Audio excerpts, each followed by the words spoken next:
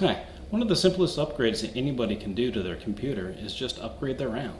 In most cases, it's very simple to do.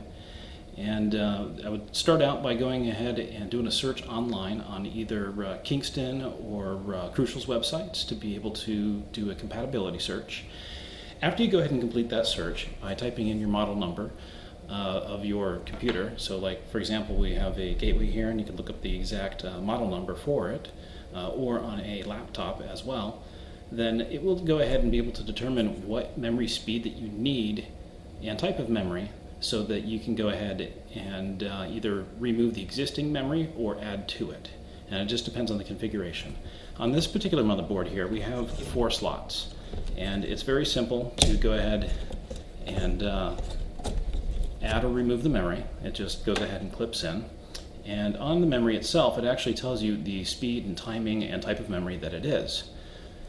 Now, after you go ahead and look up what memory that you do need, you should still go ahead and take a look inside your machine to go ahead and see if anybody has previously upgraded it prior, because they may have changed it to something that is less optimal and could actually be slowing down the machine. Now, some machines, like this laptop here, this is a Lenovo ThinkPad.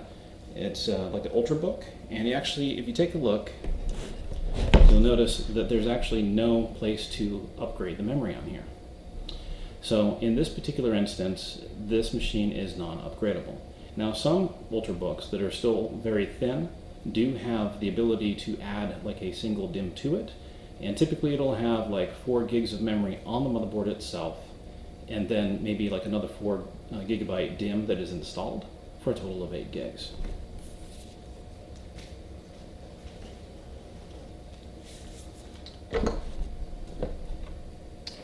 Now here we have another laptop. It's another Lenovo, and I'll just go ahead and remove the remaining screws to be able to access it.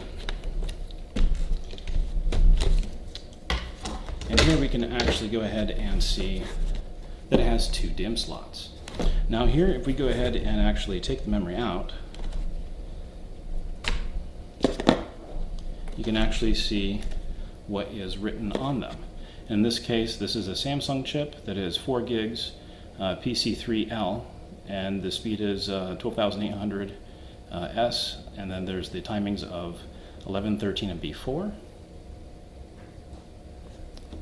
And then here is the other DIMM, which is actually Axiom, which is a 8 gig DDR3, that's also PC3L, and that's 12,800 for the speed as well. And I actually do not see the timings on this chip, but there's a model number that you can also go ahead and look up as well.